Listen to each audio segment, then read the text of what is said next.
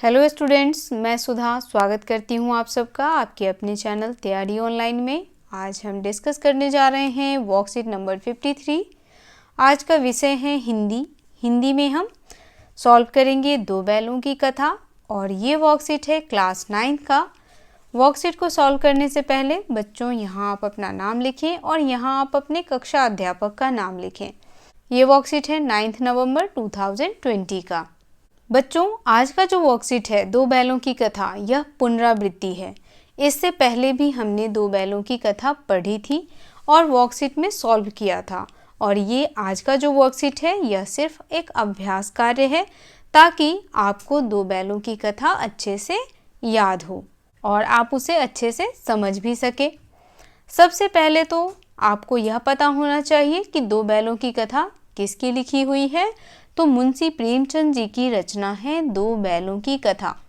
मुंशी प्रेमचंद जी को कथा का सम्राट कहा जाता है। ऐसा क्यों कहा जाता है? क्योंकि उन्होंने बहुत सारी कहानियाँ, उपन्यास, नाटक आदि की रचनाएं की हैं और उन्हीं में से आज हम दो बैलों की कथा, जो मुंशी प्रेमचंद जी की प्रमुख कथाओं में से एक है, उसके बारे में जानेंगे। तो चलिए आरंभ करते हैं। आज दोनों के सामने फिर वही सूखा भूसा लाया गया। दोनों चुपचाप खड़े रहे। घर के लोग भोजन करने लगे। उस वक्त छोटी सी लड़की दो रोटियां लिए निकली और दोनों के मुंह में देकर चली गई। उस एक रोटी से इनकी भूख तो क्या शांत होती, पर दोनों के हृदय को मानो भोजन मिल गया। यहाँ भी किसी सज्जन का वास है। लड़की भैरों की थी। उसकी माँ मर चुकी थी। सौतेली माँ उसे मारती रहती थी। इसीलिए इन बैलों से उसे एक प्रकार की आत्मीयता हो गई थी। अब देखिए बच्चों, कहानी दो बैलों की है और दोनों बैल किसके थे? दोनों बैल झूड़ी के थे। कुछ दिनों के लिए झूड़ी के बैल कहाँ गए थे? उसके ससुराल। उसका साला उसे बहुत ही मारता पीटता था। अब देखिए, दोनों बैल जब झूड़ी के ससुराल पहुँचे तो उसका साला जो था वह दोनों बैल को क्या किया? सूखा भूसा डाल दिया खाने के लिए। दोनों बैल चुपचाप वहीं जहाँ नाद था वहीं खड़े थे। उन लोगों ने भोजन को खाया भी नहीं। थोड़ी देर बाद दोनों बैल क्या देखते हैं? एक छोटी सी लड़की उनके लिए दो रोटियां लेकर के निकली और दोनों को एक एक रोटी खिलाई। अब उस एक रोटी से बेचारे दोनों बैलों का पेट तो नहीं भरने वाला था, लेकिन उनका मन जो है वो भर गया था। मन भरने का अर्थ यहाँ पे है बच्चों, उनका दिल जो है वह खुश हो गया था। वह खुश हो गए थे किससे? उस छोटी लड़की के प्यार से खिलाए हुए दो रोटी से। और वह लड़की किसकी थी? भैरों की लड़की थी। उसकी माँ मर चुकी थी और उसकी जो सौतेली माँ थी वह उसे बहुत ही मारती पीटती थी। इसीलिए वह क्या करती थी? वह जानवरों से प्रेम करती थी, क्योंकि जानवर जो हैं वह प्यार के भूखे होते हैं और जितना प्यार उन्हें कोई देता है वह उतना ही प्यार उसे देते हैं। तो यहाँ पर जो वो छोटी सी लड़की थी वह बैलों से प्यार करती थी और बैल उनसे प्यार करता था। चलिए अब इसमें दिए गए प्रश्नों को देखते हैं। पहला प्रश्न हमारा है, दोनों बैलों को कैसा भोजन दिया गया?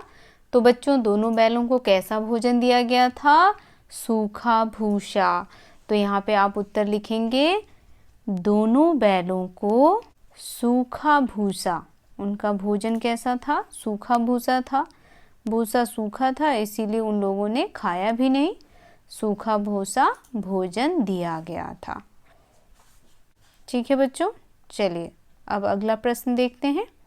अगला प्रश्न हमारा है, बैलों को रोटियां किसने खिलाई? तो अभी हमने पढ़ा है बैलों को रोटियां किसने खिलाई थी? तो छोटी लड़की ने बैलों को रोटियां खिलाई थी। तो यहाँ पे उत्तर आप इस तरीके से लिखेंगे, बैलों को रोटियां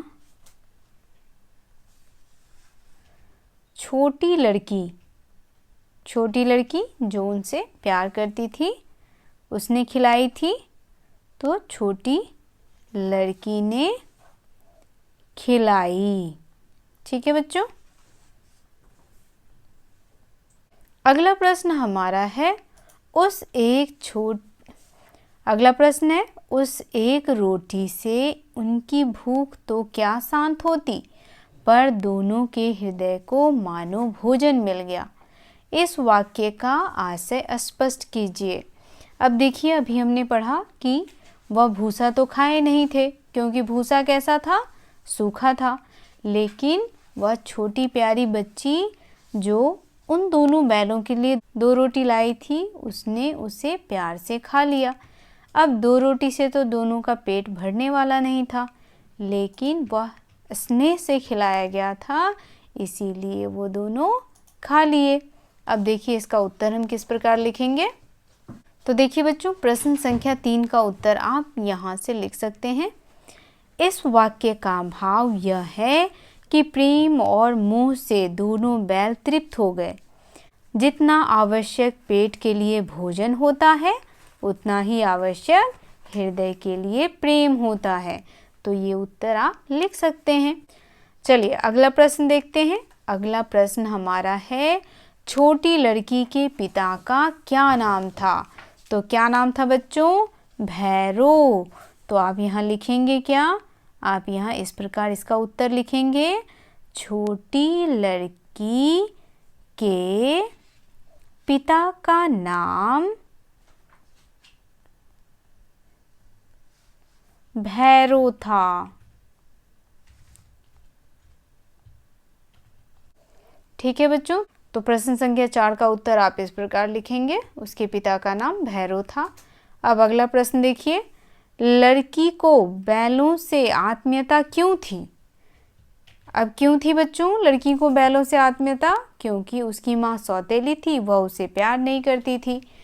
इसीलिए लड़की उन 2 जानवरों से प्यार करती थी, क्योंकि जानवर जो हैं वह प्रेम और स्नेह के भूखे होते हैं। तो यहाँ देखिए, इसका उत्तर आपको इस प्रकार लिखना है, लड़की को बैलों से आत्मीयता इसलिए थी क्योंकि लड़की की माँ मर चुकी थी और सौतेली माँ उसे मारती रहती थी। तो बच्चों, ये वर्कशीट यहीं समाप्त होता है। वर्कशीट आपको कैसा लगा आप हमें कमेंट करके अवश्य बताएं। अगर आप हमारे चैनल पर नए हैं तो चैनल को सब्सक्राइब कर लें, वीडियो को लाइक करें और अपने दोस्तों के साथ शेयर करना बिल्कुल ना भूलें, ताकि उन्हें भी वर्कशीट नंबर 53 को सॉल्व करने में हमारी वीडियो से हेल्प मिल सके। तो मिलते हैं अगले वर्कशीट में। आप सबका धन्यवाद।